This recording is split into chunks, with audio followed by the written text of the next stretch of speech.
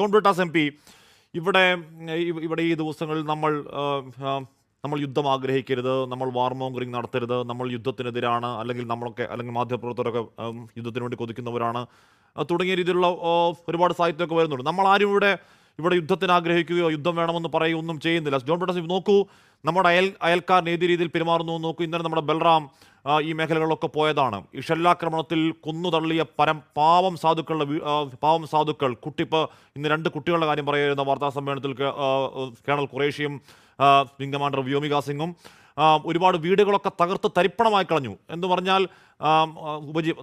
താങ്കൾക്കറിയാവുന്നതാണല്ലോ. അപ്പോൾ അങ്ങേയറ്റം പരമസാധുക്കളായ പാവം മനുഷ്യർ ജീവിക്കുന്ന ഈ സ്ഥലമാണ്. അവരുടെ കടകൾ, അവരുടെ ഉപജീവന മാർഗങ്ങൾ അതിനെ ഉപയോഗിക്കാൻ കഴിയാത്ത വണ്ണം ധൂളി പടലങ്ങളാക്കി കളഞ്ഞു. അമ്മാതിരി അധാർമിക പണി ചെയ്യുന്ന ഒരു രാഷ്ട്രത്തോട്, അല്ലെങ്കിൽ പ്രകോപനത്തിൻ്റെ പരമാവധി ചെയ്യുന്ന ഒരു രാഷ്ട്രത്തോട് അതിന് മറുപടി കൊടുക്കാതെ പിന്നെ ഒരു രാഷ്ട്രം എന്നുള്ള നിലയ്ക്ക് നമുക്ക് എന്താണ് ചെയ്യാൻ കഴിയുക? Shri John Brittas M P.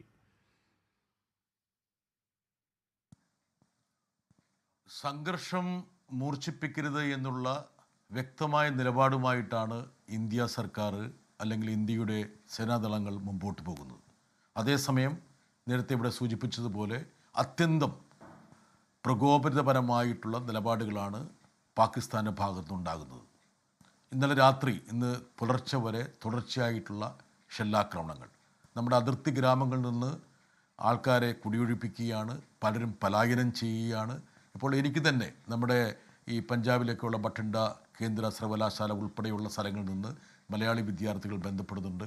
അവർക്ക് നാട്ടിലേക്ക് പോകണം, തീവണ്ടിയിൽ ടിക്കറ്റ് കിട്ടുന്നില്ല, നമ്മുടെ എയർപോർട്ടുകൾ അടഞ്ഞു കിടക്കുകയാണ്. അപ്പോൾ ആ മേഖലയിലുള്ള ജനങ്ങൾക്ക് ദുരിതം വിതറുന്ന രീതിയിലുള്ള പ്രകോപനപരമായിട്ടുള്ള ആക്രമണമാണ് പാകിസ്ഥാൻ്റെ ഭാഗത്തുനിന്നുണ്ടാകുന്നത്. മാത്രമല്ല നമ്മുടെ ആരാധനാലയങ്ങളെ കേന്ദ്രീകരിച്ചുകൊണ്ട് ഇപ്പോൾ പൂഞ്ചിലുള്ള സിഖ് ഗുരുദ്വാര, അതുപോലെ പൂഞ്ചിലുള്ള ക്രൈസ്റ്റ് സ്കൂള്, ആ സ്കൂളിനെതിരെ നടത്തിയ ആക്രമണത്തിൽ 2 കുഞ്ഞുങ്ങൾ മരിച്ചു. അങ്ങനെ നമ്മുടെ ആരാധനാലയങ്ങളെ കൂടി ലക്ഷ്യമിടുന്ന രീതിയിലുള്ള, അതായത് നമ്മുടെ സമൂഹത്തിൽ പ്രതിസന്ധിയും പ്രശ്നങ്ങളും വിഭജനവും ഉണ്ടാക്കാൻ കഴിയുന്ന രീതിയിലുള്ള പ്രകോപനങ്ങളും പാകിസ്ഥാൻ്റെ ഭാഗത്തുനിന്നുണ്ടാകുന്നുണ്ട്. ഇതൊക്കെ പറയുമ്പോൾ പോലും ഹാഷ്മിയുടെ ശബ്ദത്തിൽ തന്നെ ഒരുപക്ഷെ നമ്മൾ യുദ്ധജരവും യുദ്ധവെറിയും ഉണ്ടാക്കരുത് എന്നുള്ള ഒരു സൂചനയുണ്ട്. അത് വളരെ ആശ്വാസമാണ്.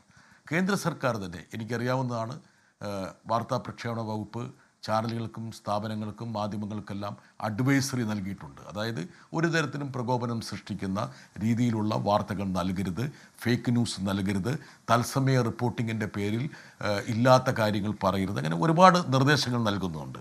അപ്പോൾ അതുകൊണ്ട് മാധ്യമങ്ങൾ സംയമനം പാലിക്കണം. ഇപ്പോൾ ഇത് പറയുമ്പോൾ ഞാനെന്നുള്ള വ്യക്തി ഇതിനെ കാണുന്ന ഒരു രീതിയുണ്ട്. അതായത് ഇന്നലത്തെ സർവകക്ഷി യോഗത്തിൽ എല്ലാ രാഷ്ട്രീയ പാർട്ടികളും ഉത്തരവാദിത്വത്തോടെ അഭിപ്രായം പറയുകയും ആ അഭിപ്രായങ്ങളൊക്കെ കേന്ദ്ര സർക്കാർ വളരെ സർഗാത്മകമായിട്ട് ശ്രമിക്കുകയും അത് ഇൻപുട്ടായിട്ട് സ്വീകരിക്കുമെന്ന് പറയുകയും ചെയ്തു. പക്ഷേ അപ്പോൾ പോലും നമ്മളെപ്പോലുള്ള ആൾക്കാർ പറയുന്ന ചില വാക്കുകൾ വളച്ചൊടിച്ച് പലതരത്തിലുള്ള വിദ്വേഷ പ്രചരണത്തിന് ഉപയോഗിക്കുന്ന ഒരു രീതി ഇന്ന് സംജാതമായിട്ടുണ്ട്. ഇന്ന് വളരെ രസകരമായിട്ടുള്ള ഒരു ട്വീറ്റ് എൻ്റെ ശ്രദ്ധയിൽപ്പെട്ടു. വളരെ ശരിയാണ്. എന്താ കാരണം വെച്ചാൽ പല ദേശീയ ചാനലുകളും പരസ്പരം മത്സരിക്കുന്നതിൻ്റെ ഭാഗമായിട്ട് ഇല്ലാത്ത കഥകൾ മെനയുന്നുണ്ട്. വളരെ രസകരമായിട്ടുള്ള ട്വീറ്റിലെ ചില ശകലങ്ങൾ ഞാൻ വായിക്കാം. ഞാൻ കേരളത്തിലെ ചാനലുകളെക്കുറിച്ച് അഭിപ്രായം പറയില്ല. എന്താ കാരണം വെച്ചാൽ കഴിഞ്ഞ 2 ദിവസം കേരളത്തിലെ ചാനലുകൾ ഞാൻ വേണ്ടത്ര രീതിയിൽ ശ്രദ്ധിച്ചിട്ടില്ല, ഒരു ചർച്ചയിൽ പങ്കെടുത്തല്ലാതെ. അതായത് ആജ് തക്ക് കറാച്ചി പിടിച്ചെടുത്തു, ZTV ഇസ്ലാമാബാദ് പിടിച്ചെടുത്തു, മറ്റൊരു ചാനൽ റിപ്പബ്ലിക്ക് പിന്നെ പാകിസ്ഥാൻ മുഴുവൻ പിടിച്ചെടുത്ത് കഴിഞ്ഞു. അപ്പോൾ ഈ രീതിയിലുള്ള പ്രകോപനപരമായിട്ടുള്ള റിപ്പോർട്ടിങ് നമ്മുടെ മാധ്യമങ്ങളുടെ ഭാഗത്തു നിന്നുണ്ട്.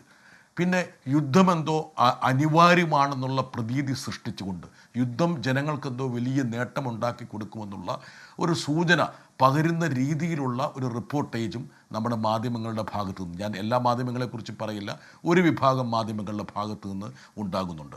അതുകൊണ്ട് തന്നെയാണ് ഒഫീഷ്യൽ ബ്രീഫിങ്ങിൽ കേന്ദ്രീകരിച്ചു കൊണ്ട് വേണം മാധ്യമങ്ങൾ റിപ്പോർട്ട് ചെയ്യാനെന്നുള്ള അഡ്വൈസറി കേന്ദ്ര സർക്കാർ നൽകിയിരിക്കുന്നത്. ഇന്ന് 2ാം ലോക മഹായുദ്ധം അവസാനിച്ചതിൻ്റെ വിക്ടറി ഡേ ആയിട്ട് ഇന്ന് റഷ്യ ആചരിക്കുന്ന സമയത്ത് ആ 2ാം ലോക മഹായുദ്ധം വിതച്ച ആ ദുരിതങ്ങളെക്കുറിച്ച് ഓർമ്മിക്കാൻ കഴിയുന്ന ഒരു ദിവസം കൂടിയാണ്. അത് മനസ്സിലാക്കണം. റഷ്യക്ക് മാത്രം, സോവിയറ്റ് യൂണിയന് മാത്രം 2.25 കോടി ജനങ്ങൾ നഷ്ടപ്പെട്ടു. അതായത് സോവിയറ്റ് യൂണിയൻ്റെ ജനസംഖ്യയുടെ 10% ആ യുദ്ധത്തിൽ അവർക്ക് നഷ്ടപ്പെട്ടു പോയത്. അതുകൊണ്ട് യുദ്ധം ഒന്നിനും ഒരു പരിഹാരമല്ല എന്ന് നമ്മുടെ പ്രധാനമന്ത്രി നരേന്ദ്രമോദി പറഞ്ഞിട്ടുണ്ട്. യുക്രൈൻ യുദ്ധത്തിൻ്റെ പശ്ചാത്തലത്തിൽ മോഡി പുത്തിന് നൽകിയൊരു ഉപദേശമുണ്ട്. ഈ കാലഘട്ടത്തിന് നിരക്കുന്നതല്ല യുദ്ധമെന്നുള്ള അദ്ദേഹത്തിൻ്റെ ഏറ്റവും പ്രധാനപ്പെട്ട ആപ്തവാചകം. ഒരുപക്ഷെ ഈ വേളയിൽ ഞാൻ അതുതന്നെയാണ് ഉദ്ധരിക്കാൻ ആഗ്രഹിക്കുന്നത്. അതോടൊപ്പം തന്നെ അടൽ ബിഹാരി വാജ്പേയിയുടെ വാക്കുകളും, യുദ്ധം തുടങ്ങുമ്പോൾ അത് നിങ്ങളുടെ കയ്യിലായിരിക്കും, അവസാനിക്കുമ്പോൾ അത് നിങ്ങളുടെ കയ്യിലായിരിക്കണമെന്നില്ല. അഫ്ഗാനിസ്ഥാൻ്റെ ഉദാഹരണം നമ്മുടെ മുമ്പിലുണ്ട്. താലിബാൻ എന്നുള്ള ഒരു തീവ്രവാദ സംഘത്തിനെതിരെയാണ് അമേരിക്ക യുദ്ധം ചെയ്തത്. എത്രയോ കാലം യുദ്ധം ചെയ്തു. അവസാനം ആ താലിബാനെ ഏൽപ്പിച്ചിട്ട് അമേരിക്ക അവിടുന്ന് പലായനം ചെയ്തു. അതുകൊണ്ട് യുദ്ധങ്ങളൊന്നും ഒന്നിനും പരിഹാരമല്ല എന്ന് നമ്മുടെ രാജ്യത്തിൻ്റെ വളരെ പ്രഖ്യാപിതമായിട്ടുള്ള നയമാണ്. ആ നയം തന്നെയാണ് തങ്ങൾ തുടരുന്നത് എന്ന് കേന്ദ്ര സർക്കാർ സർവകക്ഷി പ്രതിനിധികളെ അറിയിച്ചിട്ടുണ്ട്. അതേസമയം തന്നെ ഇന്ത്യയുടെ ഐക്യവും അഖണ്ഡതയും കാത്തുസൂക്ഷിക്കാൻ വേണ്ടി പാകിസ്ഥാൻ്റെ ഭാഗത്തുനിന്ന് വരുന്ന ഏത് പ്രകോപനത്തിനും ശക്തമായ തിരിച്ചടി നൽകണമെന്നുള്ള ഒരു ഏകമാനമായിട്ടുള്ള അഭിപ്രായം രാജ്യത്ത് ഉരുത്തിരിഞ്ഞിട്ടുണ്ട്. ഇത്രയും കൃത്യമായ ഐക്യം അല്ലെങ്കിൽ ഒരുമ ഒരുപക്ഷെ മറ്റൊരു രാജ്യത്തിൽ നമുക്ക് കാണാൻ കഴിയില്ല. അത്ര കെട്ടുറപ്പോടെയാണ് ഈ രാജ്യത്തിൻ്റെ രാഷ്ട്ര സംവിധാനം അതല്ലെങ്കിൽ ഭരണ സംവിധാനവും അനുബന്ധമായിരിക്കുന്ന രാഷ്ട്രീയ പാർട്ടികളും മുന്നോട്ട് പോകുന്നത്. അതുകൊണ്ട് ഉത്തരവാദിത്വത്തോടെ പ്രവർത്തിക്കേണ്ട ഒരു സമയമാണെന്നുള്ള ഒരു സന്ദേശപരമായിട്ടുള്ള ഒരു ഉപദേശം ഞാൻ എൻ്റെ മാധ്യമ സുഹൃത്തുക്കൾക്ക് കൂടി നൽകുകയാണ്. ഇന്നലെ വന്ന പല വാർത്തകളും എല്ലാ വിമാനത്താവളങ്ങളും അടച്ചുപൂട്ടിയെന്ന്. ഹാഷ്മിയുടെ ചാനൽ അത് കൊടുത്തോ എന്നറിയില്ല, പക്ഷേ 1-2 ചാനലുകൾ അത് കൊടുത്തതായിട്ട് ഞാൻ എൻ്റെ ശ്രദ്ധയിൽപ്പെട്ടു. കൊടുത്തിട്ടില്ല. നോക്കുക, അതായത് ഡൽഹി വിമാനത്താവളത്തിൽ ഞാൻ 2 ദിവസം മുമ്പാണ് വന്നത്. എൻ്റെ സുഹൃത്തുക്കളെ ഇന്നലെ ഞാൻ അവിടെ യാത്ര അയച്ചിരുന്നു. അപ്പോൾ ഈ പരിഭ്രാന്തി പരത്തരുത്, ജനങ്ങൾക്ക് പരിഭ്രാന്തി പരത്തരുത്. ഇന്നലെ പ്രധാനമന്ത്രി തൻ്റെ ഉദ്യോഗസ്ഥന്മാരോട് സൂചിപ്പിച്ചൊരു കാര്യമുണ്ട്, അത് വളരെ ശ്രദ്ധേയമാണ്. ഈ പരിഭ്രാന്തിയുടെ ഒരു ബാക്കി പത്രമുണ്ട്. എന്തുകൊണ്ടാണ് അദ്ദേഹം 20 സെക്രട്ടറിമാരെ വിളിച്ചു ചേർത്ത് പ്രത്യേക യോഗം ചേർന്ന്, അതായത് യുദ്ധം വരാൻ പോകുന്നുള്ള പ്രതീതി സൃഷ്ടിച്ചതുകൊണ്ട് ഈ പറയുന്ന കച്ചവടക്കാരൊക്കെ സാധനങ്ങൾ പൂഴ്ത്തിവെച്ച് തുടങ്ങി. പല ഗ്രാമങ്ങളിലും സാധനങ്ങളുടെ വില കുതിച്ചുയരുകയാണ്. ജനങ്ങളിലുണ്ടാകുന്ന ഭാരം, ഇപ്പോൾ എയർ ഇന്ത്യക്ക് തന്നെ ഉണ്ടായിട്ടുള്ള നഷ്ടം 5000 കോടി രൂപയെങ്കിലും കുറഞ്ഞതുണ്ടാകുമെന്ന് പറയുന്നു. ഇപ്പോൾ എയർ ടിക്കറ്റുകളിൽ ഉണ്ടായിരിക്കുന്ന വർധനവ്, എത്രയോ വിമാന സർവീസുകൾ നിർത്തലാക്കി. അതുകൊണ്ട് യുദ്ധമെന്ന് പറയുന്നത് എന്തോ ലഡുവാണ്, ജിലേബിയാണെന്നുള്ള ധാരണയിൽ ചില റിപ്പോർട്ടിങ്ങുകൾ നമ്മുടെ ചാനലുകളിലും മാധ്യമങ്ങളിലും നടക്കുന്നുണ്ട്. അത് നിരുത്തരവാദപരമായിട്ടുള്ള റിപ്പോർട്ടിങ്ങാണ്. അത് കേന്ദ്ര സർക്കാരിൻ്റെയോ ഇന്ത്യയുടെയോ നയമല്ല. പ്രധാനമന്ത്രി മുന്നോട്ട് വെക്കുന്ന ആപ്തവാക്യത്തിന് വിരുദ്ധമായിട്ടൊരു കാര്യമാണെന്ന് മനസ്സിലാക്കണം. സമാധാനത്തെക്കുറിച്ച് പറയുന്നത് എന്തോ അപകടമാണ്, അതെന്തോ മോശപ്പെട്ട കാര്യമാണെന്നുള്ള പ്രതീതി കൂടി നമ്മുടെ സാമൂഹ്യ മാധ്യമങ്ങളിൽ സൃഷ്ടിക്കപ്പെടുന്നുണ്ട്. അതും അപകടകരമായ ഒരു കാര്യമാണ്. അതുകൊണ്ടാണ് ഞാൻ പറഞ്ഞത്, 2ാം ലോക മഹായുദ്ധം അവസാനിച്ച് ജർമ്മനി സറണ്ടർ ചെയ്ത് ഇന്ന് റഷ്യ ആചരിക്കുകയും ആഘോഷിക്കുകയും ചെയ്യുമ്പോൾ ആ യുദ്ധക്കെടുതികളൊക്കെ നമ്മുടെ മനസ്സിലേക്ക് സാംശീകരിക്കേണ്ട ഒരു സമയം കൂടിയാണ്. അതേസമയം ഇന്ത്യ എന്ന ഉത്തരവാദിത്തപ്പെട്ട ജനാധിപത്യ രാജ്യത്തിന് തങ്ങളുടെ പൗരന്മാരെയും ജനങ്ങളെയും സംരക്ഷിക്കാനുള്ള ഉത്തരവാദിത്വമുണ്ട്. 1 ഇഞ്ച് സ്ഥലം പോലും പാകിസ്ഥാന് വിട്ടുകൊടുക്കാൻ കഴിയില്ല. പക്ഷേ ഒരു പാകിസ്ഥാനിൽ എന്ത് എന്നുള്ളൊരു ചോദ്യം കൂടി നമ്മൾ മുന്നോട്ട് വെക്കണം. എന്താ കാരണം എന്ന് വെച്ചാൽ, അഫ്ഗാനിസ്ഥാനിൽ സംഭവിച്ചതുപോലെ പാകിസ്ഥാനിലെ സിവിലിയൻ ഭരണത്തിന് പകരം ആ പാകിസ്ഥാന്റെ നിയന്ത്രണം, അണുവായുധങ്ങളുള്ള പാകിസ്ഥാന്റെ നിയന്ത്രണം അവിടുത്തെ റോഗ് എലമെൻസിന്, തെമ്മാടിക്കൂട്ടങ്ങൾക്ക്, തീവ്രവാദികളുടെ കൈയിലേക്ക് പോയാൽ ഉണ്ടാകുന്ന ദുരന്തത്തെക്കുറിച്ച് കൂടി നമ്മുടെ രാഷ്ട്രതന്ത്രജ്ഞന്മാർ വൈകാരികമായിട്ടുള്ള നമ്മൾ യുദ്ധം എക്കാലത്തും വേദന മാത്രമാണ്. പക്ഷേ അതുകൊണ്ട് കാശ്മീർ വൈകാരികമായിട്ടുള്ള തലം സൃഷ്ടിക്കാതെ ഉത്തരവാദിത്വത്തോടുകൂടി സംയമനത്തോടുകൂടി അതിർത്തിയിലെ പ്രശ്നങ്ങൾ ചർച്ച ചെയ്യണം.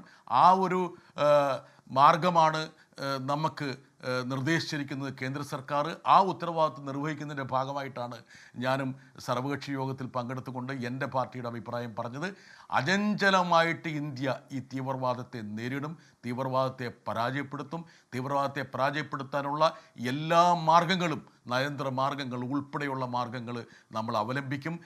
അടിക്ക് തിരിച്ചടി തന്നെ കൊടുക്കും. ഒരു കാരണവശാലും വിട്ടുവീഴ്ചയില്ല എന്നുള്ള ഒരു പ്രഖ്യാപനവും ഇന്ത്യയുടെ ഭാഗത്തുനിന്നുണ്ടാകുന്നുണ്ട്. അതിന് നമ്മൾ അടിവരയിടുന്നുണ്ട്. പക്ഷേ യുദ്ധമാണ് ഏക മാർഗം, ഏക പരിഹാരമെന്നുള്ള രീതിയിലുള്ള പ്രചരണ ഘോഷങ്ങളെ ഞാൻ ശക്തിയായി എതിർക്കുന്നു.